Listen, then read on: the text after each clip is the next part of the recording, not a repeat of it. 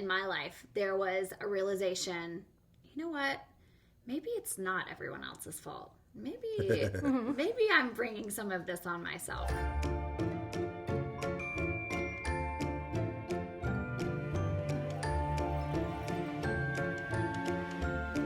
Hey everyone, thanks for being here. This is the Lauren Rainey Tenney Show, the longest name of a show, but very interesting. I'm Lauren, and we are filming this in my house in Franklin, Tennessee. We're kind of in the middle of a boundaries series. Boundaries.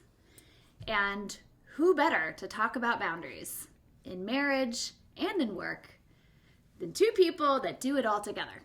Jenny and Vinny Hickerson are my guests today, and I am so glad you're here. Thank you for being here. Yeah, we're excited to be here. Tired and pregnant, but you're here anyway. I'm pregnant. It's been a long time coming. Jenny really wanted me to get it out of the way that she's pregnant. She's pregnant. Jenny and Vinny work together. They live together. They love together. Lots. They do. You do everything together. Yeah. And I think that a lot of people, that would stress a lot of people out. What if I asked you all of the titles you've had, as creative as you can be, what would they be? So I graduated with a music degree, and then I got certified in group fitness. I've been a group fitness instructor for 20 years.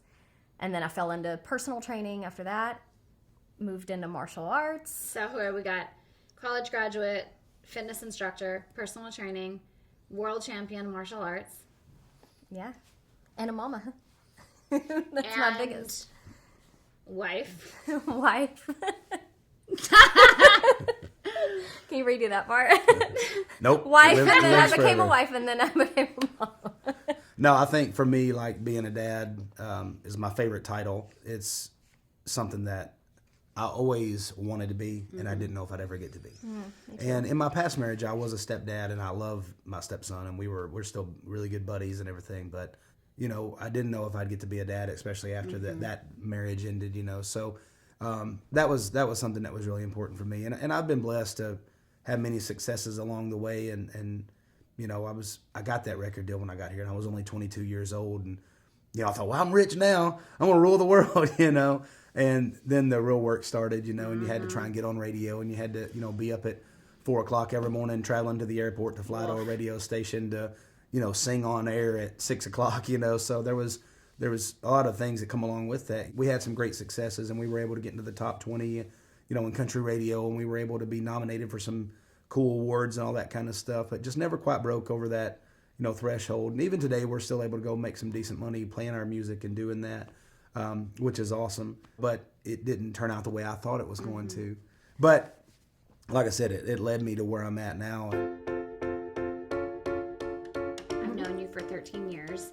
You guys are the most self-motivated, passionate, excitable people that I know, and you're married. And I think that's a beautiful thing. But I would love to know, especially based on just kind of, you've both had previous marriages, so you kind of came with some stuff. What makes it work? Yeah. I think number one is we respect each other. And number two is communication, which I, coming into our relationship, really struggled with. And with Vinny, you can't not communicate. Like, if you have an issue, you're going to get it out right now. We're going to talk about it and move on. And that's something that was different for me, you know, that I had to learn to communicate better and to talk a lot until our problems were, you know, solved. So definitely keeping that respect and love, and we push each other, you know, to be better, and we have similar goals, and so we work together in that way. Well, I think it's like if you go to the doctor and you don't tell them what's wrong with you, they can't prescribe you what you need to get better. Yeah. And I look at that the same way with our relationship, and I wasn't always great at that. I mean, in my past marriage, I wasn't the same person I am now, you know what I mean? But learning through my mistakes and learning through the things that I got wrong the first time, which wasn't all my fault, but I mean, some of it was my fault. I think learning through that, like we sat down and talked in the very beginning of our relationship as we kind of realized, like, hey, this is something more than just hanging out and going to dates, you know, and stuff like that. I think once we realized that, we sat down and talked about what we expect out of a new marriage, and, you know, a little older, a little more mature. Yeah. And we were able to sit down and talk about those things and kind of lay out, not guidelines, I don't know what you call it, but just respect, Kind of you know, rules for our boundaries, I relationship. guess, you know, boundaries for our relationship. So. For sure. So you said something that was really interesting. You were talking about your past, and one of the things you said was, they did stuff wrong, but I know I did things that were not right as well. And I think in boundaries, what I learned through this process of learning boundaries, understanding, is one of the key takeaways, one of the key things that you have to be okay doing and to recognize is that we're responsible for everything we bring to the table too. And in every relationship, marriage, friendship, as a mom, as a wife, or as a daughter, all of them, we're all responsible for what we bring. Yeah. And how important is that when you are communicating? When you are, you never disagree. So when you're talking, we disagree all the time. You both understand that taking responsibility for what you're bringing to the table in this relationship, you both understand that that's important. How do you feel like you got there?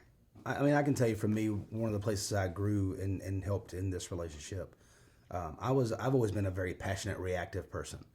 And I'm the kind of person, like, as soon as somebody says something to me, I want to be able to rebuttal and say what I think and all that kind of stuff. And I think that part of my problem in my past marriage was, being a passionate person, I immediately speak up and say what I think. And I'd maybe say it out of passion as opposed to, okay, let me think about this, or put myself in their situation, see it from their point of view. And I think that's hard for any human to do, is to step out of your comfort zone for a second and be like, okay, why are they feeling the way they feel about this? And that's something I've really learned with her is, just because I don't feel like it makes you feel that way doesn't mean that it doesn't make you feel that way. And I think she's taught me a lot of that, because she will listen to everything I say and then reply. And it's taught me to do that a little bit better. Not saying I'm great at it, but definitely have gotten better at being like, okay, let me think about this for a second before I just fire off a reply, Yeah, right. I mean, we don't argue a whole lot, but I mean, we definitely have disagreements, and typically it comes when we're tired and hungry. Mostly hungry. Well, I'm hungry all the time, so. But yeah, I mean, I think that's where I've grown, and that's where I think it's helped me realize where, taking the time to see a different point of view than just your own selfish point of view, is hard to do. But I mean, that's something I think that helped me grow and to learn that. So I am curious, because I know when in my life there was a realization, you know what, maybe it's not everyone else's fault. Maybe I'm bringing some of this on myself. Was there a point that you remember that, or no? You might have always been good at this. Not so much like in my past, but I think everything I went through and making the big change I did with my previous relationship, that's kind of the moment when I realized, you know what, my life is going to change. Like, things are going to be okay.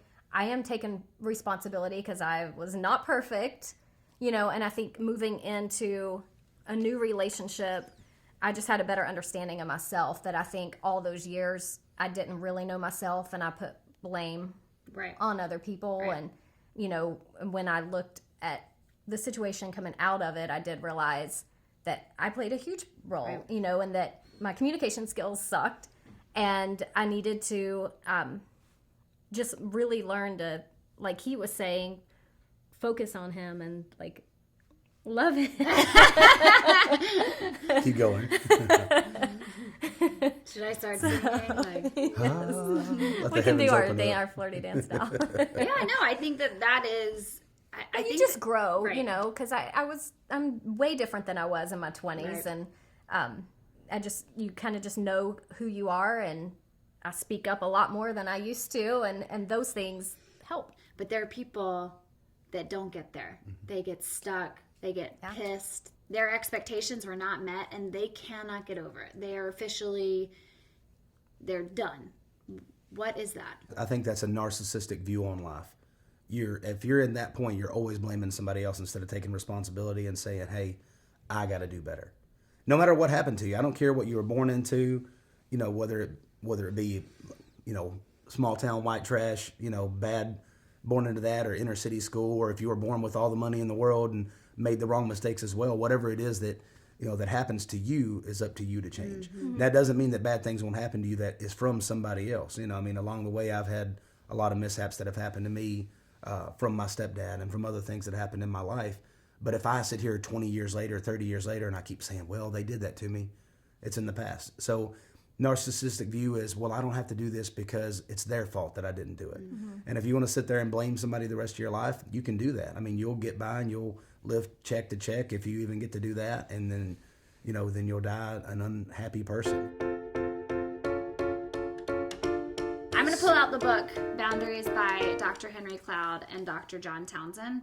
They say the problem lies in who is responsible for the want. If it's your want, not his, you are responsible for getting it fulfilled. That is a rule of life. We do not get everything we want, and we all must grieve over our disappointments instead of punish others for them. True? True. How do y'all do that?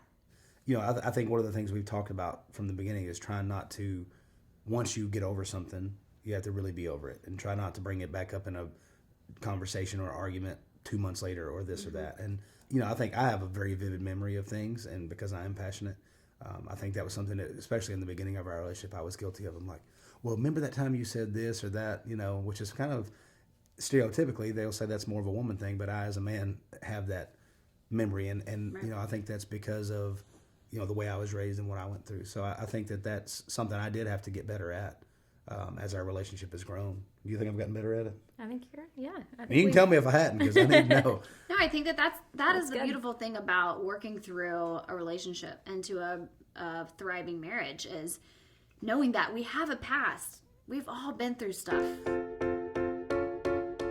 I think one of the biggest causes of divorce now and infidelity is social media. And I think that people get on there and you used to, it's like you either met somebody at work and you cheated or you didn't, you know what I mean?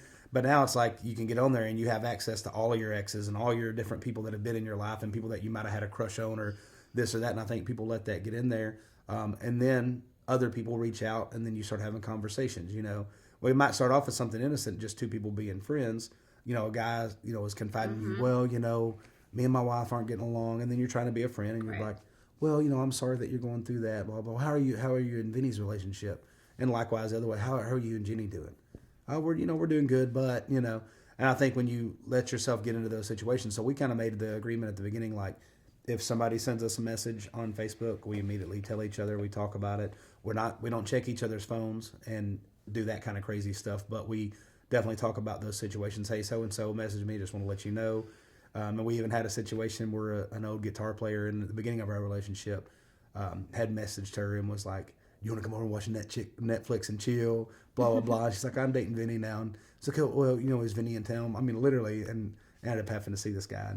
But anyway, she immediately was always honest with me about that and let me know that and shut him down and then blocked him and everything, because even after, it was nothing wrong with him pursuing her until he found out that she had somebody. Right. And then he continued to pursue her anyways, and then she just shut him down, which made me feel very comfortable and happy about that. But I think we set that in place and just said, hey, this is the way we're going to do our life. It doesn't mean it's the right way, but it's, for our communications and for our, the way that we want to run things, these are the expectations we have for each other. And so when we did sit down, because of having experience of both having failed marriages, we sat down and talked about, what do we expect, what would help each other, and then I think in that you have to compromise and be like, well, if that'll help you, that's not as important to me as this isn't important to me, so I'll give you this if you give me that. I think that boundaries, a lot of people think that boundaries are walls. You need to put a wall up, and that's not what they are. No. The way the doctors describe them, they're fences. And I imagine it's a white picket fence, and it just keeps out the stuff that is not good for you, and only you know that. So from what you're saying, how you guys handle different people messaging you or texting you, right then you have a discussion. Hey, this person messaged me, this is what they said. So everything's out in the open. Yeah. So you can move forward with peace and that. Well, I think honesty. I think where it comes into play is if you don't tell each other and you don't talk about it, and a situation comes up when you're in public and you run into somebody and they say, oh, I messaged you the other day. You could be like, what? You didn't tell me. So I think with us having that in place, it's always there's no surprise of like, and then there's no reaction. There's no feeling of this or that. She's a beautiful woman. So I knew anytime you're with somebody that's pretty, I'm not that pretty, but luckily she likes me. But somebody's going to message them and somebody's going to send them something and somebody's going to say something. And it doesn't even make that person wrong unless they know that you're in a relationship. Then it's a little wrong. But when we go out, I've caught people checking her out and staring her down, and I don't even get mad about it. I'm like, that's pretty awesome because that's my girl, Now, I think it's just in his head. Now, that this happens. No, I listen. This is one of my favorite stories. We were at the Walmart grocery store, and I see this guy and I had come down a different lane. I see him kind of like checking her out. My guy, whatever, cool. Well, then he goes around the next aisle when she went down the next aisle, and he followed her around. He's still just checking out her butt. So I go beside him. I was like, man, she got a nice ass, don't she? He's like, yeah. I said, yeah. He goes, yeah, she does. I said, yeah, that's my girlfriend. He's like, oh, I'm sorry. I'm like, nah. I said, I was checking it out too. Yeah. But it was just funny. She don't see that kind of stuff. Just trying to shop. Scared him to death. But isn't boundaries? It's just having that peace. Like you have that wall, but you live Not in wall, such peace. Fence. That's what I meant. White picket fence. White picket Mine's fence. chicken. You have Flowers, that fence. I'm country. roses growing all on it. And it's peaceful. Yeah. Yeah. Yeah. It's peaceful. You can be like, hey, I like you over there. But you can't come through the gate. Yeah. Yeah. Well, I think you have to set up boundaries in every part of your life, Yeah. And that's something I was not good at for a long time is cutting people out of my life, and setting that boundary of like, hey, you know what, I'm not going to be rude to you or mean to you, but you have no place in my life anymore. And I've had to do it with family members. I've had to do it with friends, people, along the way, if you want to change and grow, a lot of times you have to change things around you. And it's hard to do sometimes because you're not saying I hate you or I don't want the best for you, but in order for me to have the best for me, I have to let you go. You have to protect what's in your circle. You can love people, and not like them, and you can keep them at a distance. Yeah. So you're protecting you and your family. And Right. This is what we're going to be talking about a lot through this series. That's it. Boundaries is a good thing because it really helps you. You're able to love them where they are. Yeah. You love people where they are because they're typically doing the best they can with what they know. Yeah. But you can also just keep them there. Yeah. And you can move on and grow. Still love them, but you don't have to invite them into your area. Yeah. I think that you really have to look at the people around you, and if they're not a champion of you, let them go. Right. And that's something that took me a long time to learn. Friends from high school, people in my life, even family members, if they're trying to bring you into their realm of downness, like I let them go. I am not afraid to let anybody go, And I used to be. The world's worst. I let people live with me for free that weren't helping me succeed towards my goals. Are you saying that we shouldn't do that? Yeah. Shouldn't do that anymore. We shouldn't give whatever for free. You can't just give everybody because everything. We're good people? Yep. You can't. As much as you want to, because I am a good person. I was like, man, if I could just help this guy a little while longer. But when somebody shows you who they are, believe them. It's okay to be like, you know what? Hey, I hope you have a great life. I'm not going to do anything to distract your life from getting better. I'm just not going to let you do that to me either anymore. And isn't it interesting? Because I feel like you just described how God is. He's like, okay, I'm going to love you. Yeah. But until you're ready to do something different, try something different. Yeah. I'll be here. She just can't compared me to help God. Yeah. I'm just kidding. No, but that Vinny is God. No, but isn't maybe that in a movie interesting? one And day. I think that's why I love this book so much. Yeah. And the doctors, I think, I love how they describe boundaries is biblical. So much of this book is that. And when I read this book, I was able to imagine God in a really healthy light. Yeah. He has boundaries. He has them. Right. Why shouldn't we? Yeah. We should, because that's when we find healthy relationships. That's when we realize we're not doormats. Yeah. And it's okay, like you don't feel guilty, for cutting those people out of your life. It's okay to let them go. Yeah. And that's past too, right? Yeah. Because you were made to feel guilty Oh, absolutely. because of this or that, and so we carry it. But that's the thing. There is a certain point in our lives where we have to take responsibility for how we want the next part of our life to go. Do we want to be happy, healthy, whole, peaceful, joyful, or do we want to just stay back here? And I think that that's what this series is about, this personal development, and this book helped so much in that, is realizing it's okay to grow and to move on. Yeah. Love people where they are, but if they're not ready to move on and grow with you, that's okay. Yeah. It's okay. Maybe they'll catch up, or maybe they'll go past you and you'll catch up. It's just, this is life. live together, you work together again, but we all want some autonomy, some separateness. So how do you keep that? We're together all the time. Do we have any separation? No, yeah, you have. Yeah, you can talk about it. We have some separation, and there's times whenever it's like, we don't get to do this a whole lot when you got a kid that's highly active, and we want to be the kind of parents that are hands-on. So we do spend a lot of time with him, but there's times whenever she goes and gets a pedicure or gets her hair done or this or that, and it's 2 or 3 hours that she gets to go spend for her.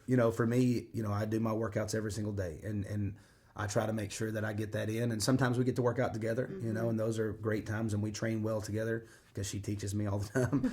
But, I take those moments for me, or, where I have, I leave town a lot. I go out on the road and I go play shows, and then I go out on the road and I do business stuff, because like I said, I'm one of those guys that has a ton of different things, and she never makes me feel guilty for it. She never makes me feel like a bad dad, for being gone for certain times. And there's times when I'm like, man, am I doing the right thing, but, I've been able to be there for, everything that's important and to watch him grow. And so we definitely have those times away from each other. And when I'm gone, it's just her and Jagger by themselves at the house. I think we support each other in that way, though. Yeah, absolutely. I know what he needs. He needs to go do business and do his thing. And same with me. If I need time or I need to go have an hour by myself or meet up with someone, we plan ahead of that and we talk about it. So what would you tell someone listening that is right now in their heart, they're like, well, isn't that nice? But that's not everyone's story. My husband won't communicate with me, or there's no way we're going to be able to do that. What would you say? I don't know how to tell you that because I failed at that once. And, I think it takes effort from both people. If one person is willing to communicate and the other one's not, it's probably not going to work out. And that might be a hard pill to swallow, but, at some point you have to sit down and have that talk and be like, listen, are you willing to communicate with me? And you have to tell them directly, not indirectly, not like, I don't want to tiptoe around this. Tell them exactly what you feel, what you think. And then if they are not willing to compromise, then it might be something that it's time to look if it's time to move on. Really quickly, I'm just going to give you a couple of scenarios. This is not rapid fire, but a couple of scenarios just in marriage. Vinny, Jenny spends way too much on clothes. You have not approved this. You've not talked about this. What do you say? What do you do? Well, that's never happened because neither one of us do that. But if that did happen, we already have a thing in place where we talk about any purchases over $100. Okay. We already have set in our we talk about it. So I don't just go out and buy a $500 or something or a guitar or this or that. She doesn't just go out and get hair extensions for $1,000 or whatever. We talk about that, we plan it, and we put it together. So you work on a budget together, and that is a non-negotiable. Jenny, Vinny, what can you do that's annoying? Lots. He doesn't. Okay, He leaves his Jenny, shoes out everywhere. When I have bought a shoe rack. Jenny, Vinny, you have such a busy day. Yeah. You have 1,000 things to do. The house is a wreck. In your mind, you want him so desperately to read your mind and to help you before you even have to ask. Do you go with that frustration, or you just say, hey, what do you do? I say, hey, this is what I really need in this moment. See all this going on? You're going to handle the downstairs. I'm going to hit the upstairs. We're going to get this clean because I really need help right now. So that is better than you just expecting him to read my mind. Yeah. And then being disappointed. Right. Yeah. And especially when we're two different people. Yeah. Like me, I'm okay with my wallet sitting on the counter. She doesn't like that. So we compromise. I leave it on the counter. She puts it up. Then I have to go get it out. We do that every day. Silent treatment? No. When we first got together in the relationship, she was the silent treatment. Like when she got upset, I would shut down. She would shut down and not want to talk about anything. But I'm persistent. And I was like, listen, I can't make it better if you don't tell me. Right. And so I think we have come to that point. And that doesn't mean that she'll never treat me like that again. But she's light years beyond where she was. Oh, yeah. I had a lot of learning. And you also have to realize that old habits die hard. Right. Right. And I think that, again, personal development, all of these things, it takes practice. It takes a successful practice. Hey, okay, all right, Vinny, I'm going to talk about it with you. And then it works out. And then you kind of want to do that again because you kind of want it to be You want to have that absolutely. good communication. You want that conversation to be over so you can move on. Yeah. Right? I think there's definitely times whenever something that's important to me is having my food ready and having groceries in the house to make sure I stay on track. And Fix me food, woman. You no, don't say that? no, I do all the He cooking. cooks it. I do all the cooking, but she I'd have to just get What is this? I just when I come home from being gone for a week on the road. When I come home, she makes sure, and this is not something I ask her to do. She just does it because she loves me. But she makes sure that the refrigerator has all the foods that I need to make sure I'm successful in my meal plan stuff. Because once you've ever been 500 pounds, your body knows how to get there. So I have to be so meticulous in comparison. If most people ate the way I do and trained the way I do, they would be shredded to pieces. You know. So it's something that she helps me with like that. And I think likewise, there's many times when I realize, okay, Jagger is letting me have this moment he's playing by himself. So I do go and clean up the kitchen, or I do, you know, I'm like, okay, I know if she comes home in the living room is not junked up with all of his toys, you know, if I get him focused on one toy, then she'll be happy with that. And I think that we both try to do that for each other. So. And I think that, again, it's doing that and learning that really made him happy. You respect him enough to do that. It makes him happy. And because you're happy and you're so appreciative of her, you're going to do something that she loves. And I think that's beautiful. And it's not easy to get there. It's work. Yeah. Oh, yeah. It takes work. I mean, I'm guilty of, you know, I get so focused on all the different things that I do that sometimes she'll want to have a conversation and I'll be like, okay, I got to get this done. I'm listening to her, but I'm not really listening to her. And I'm guilty of doing that, but I've also gotten better of where I'm like, okay, hang on, I need to put this aside for a second and listen because it sounds like something that's important to her. Not saying I don't still mess up because I do all the time. But, you know, I'm sitting there in my mind saying, well, I'm doing this because it's going to make life better for us, or it's going to do this or that. Right. And sometimes you can get so focused on the future and so focused on other things that you forget to live in the present as well. And I think that that's something I'm still working on because I'm always like, okay, if I get this, and this done, it's going to lead to this, and this. And I'm focused on that chain reaction where she's focused on, hey, I need you to be present with me right now. And talking about those things after the fact, not while you're frustrated. Same thing with parenting, you know, not acting out of that frustration. But we talk about things, you know, when we go on dates, you know, what's bothering you, what's something I've been doing that's bothering you, or vice versa. And we're able to talk about it outside of that moment. Gut checks. Yeah. Yeah, and I think it's good to ask those in a situation when you are calm, because if you start talking to somebody and telling them what's wrong with them, why you're already upset or why they're focused on something else, You're not going to really hear it. You don't hear it, and it leads directly to that, you know, what I said earlier, that I've always kind of been guilty of, a reactive, passionate person, you know. Do you feel like someone that's not willing to communicate in marriage is selfish? Yeah, I mean, yeah, you have to say that. I mean, I don't know how you could not be selfish if you're not willing to compromise and communicate. I mean, you know, and I'm not saying it makes you a bad person overall. You might have good intentions, but you still have to give that piece of you. Right. Yeah, that's what marriage is. This is my favorite round, the rapid fire round of questions. Yay. They have no idea what I'm about to ask them.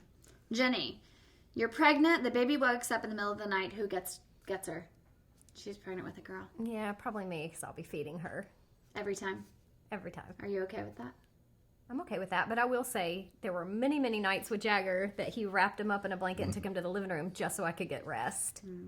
So Oh, he got up. I'm awesome. Vinny, what's the most annoying thing about Jenny? Let me think. There's so many.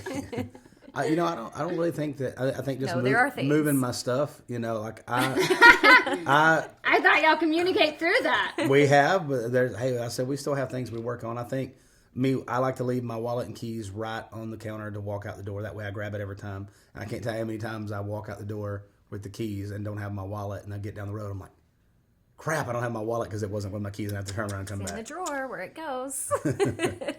Jenny, does Vinny ever eat fast food? No. Never, not ever. Never. No. Not one time in the past 8 years. Never. And the crowd goes, I don't know, silent.